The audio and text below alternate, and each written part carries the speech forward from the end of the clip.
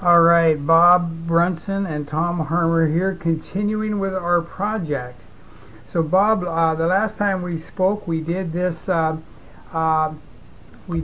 interview. Let's see if I've got that. It's this interview right here on 7/16, and that's where we went through all of the people in this picture, and you talked about who they were and their demise and things like this. Okay.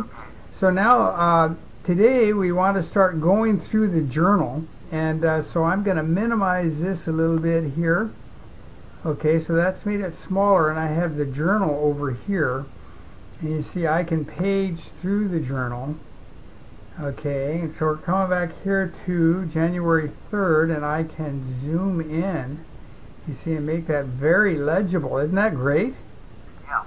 Yeah, we can really see that. And so I bring up here, this is January 3rd, and I say, what are fitness reports and what is an AYF installation? So he mentions here, worked on fitness reports all day. 6 pilots sent aboard the Big E for qualification, getting started with AYF installation. What? Can you explain some of that for me? I don't know what the fitness reports. A commanding officer has to write a fitness report, and I've never really written one, so I can't tell you what it is, but they have to write out how they judge the subordinates. Each one of you pilots then. Each one, yeah. Okay. And the non-pilots, the officers under his command. Okay. And what is getting started on an AYF installation? What would that I don't know what the AYF, but I imagine that is a radar type of thing. Oh, okay. I'm not sure what that might be. Okay. Hold on here, and we'll go to our next one. Let's see. Boom. We come here. Okay. Let's see. On January 4th, so we'll switch over here to. Okay, that's the 5th. Come back here to the 4th. And let's see. The question is, flew over Maui. That's Hawaii. Was all F4U training done in Hawaii, and how did the planes get from the mainland to Hawaii? Well, no, our training was actually done at Quonset Point, Rhode Island. And there is some reports that your dad had made out after he came back. He wrote some reports, and you have those because you sent them to me, of kind of summarizing where the night fighters came from and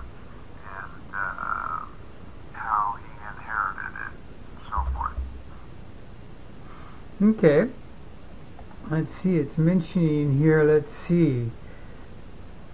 Okay. Oh, they had a hard time finding the ship. It looks like came the sick planes got off, Poirier and somebody, and the search was on over the ship at 800. I arrived over, but empty ocean where the ship was supposed to be at 7:40.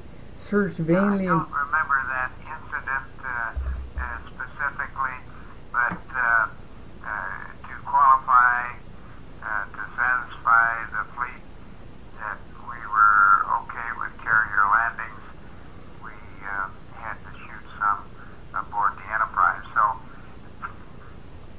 that's what you were attempting to do there. Okay.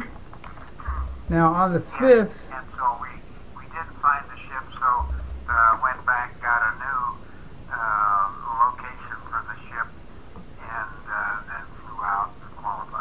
And that, oh, I see there. That was my question there. Were you one of the pilots? It sounds like you were one of the pilots being sent out to land on the, I believe it's the Enterprise, right? Yes, the first one was the Enterprise, and I don't recall whether I flew out or flew back, but half the pilots had gotten aboard, I guess, previously, and then the other half flew out, qualified, and they stayed aboard, and the pilots that had been aboard flew the planes back. Got it. So they both got some carrier practice that day. We both got carrier practice, yeah. Okay. Oh, let's see. So we had a fellow named, this on the 5th here, we had a fellow named Taylor that had a really bad landing, hit the ship on the nose. No, Taylor was a pilot on the group that went aboard the Intrepid, and when the Intrepid took a torpedo and they limped back to Pearl, that half the squadron remained at Pearl Harbor, and they used him as instructors and further training for pilots coming out, and night fighter pilots. After they returned, Taylor, evidently on a takeoff accident, somebody was telling me there's a fellow by the name of Martin that was a part of that group that said that he attempted a roll off a takeoff or something. It sounded like something that Taylor might try that was kind of stupid and cost him his life. Oh, he did. Yeah. These were something croppers. Poirier into the barrier and Taylor into the number 4 turret. Okay, the barrier, there's what we refer to as a crash barrier. It was a couple of wires that was stretched across the deck midway up that they could collapse and hinge up. And the wires were probably 5 or 6 feet high.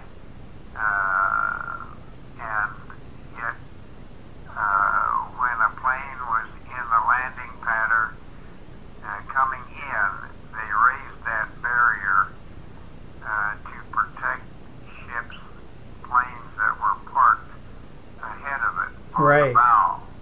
Got it. And so if you floated or took a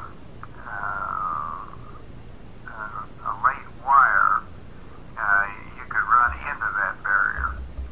Now, a lot of the time, a good crew, if they saw that the cable was hooked and the plane was slowing down and had slowed down, they'd drop that barrier so that it wouldn't entangle the propeller. Right. And so this case where Taylor hit the turret, that is, he totally just missed it on the ship entirely there. Well, he was too far off the side. I don't remember that particular incident, but that's what would happen. He would be off from the plane's point of view, off to the right. Right. I see here that that Dick is mentioning here started work getting all squadron gear and equipment divided equally between the two groups. That would be the Intrepid and the Enterprise. Correct. Okay, Bob. Well, that takes us through the 6th here. I'm going to go ahead and save this little chuck because we don't like these little videos to be too long. And so I'm going to go ahead and save this right now. And nice chatting with you. And as we speak today, this is, let's see, today is July 31st, 2012, Wednesday. And I'll go ahead and save this. And off to our next one on January 7th. So I just hit my F10 here, and that's so it's, you can see there it's creating a video file.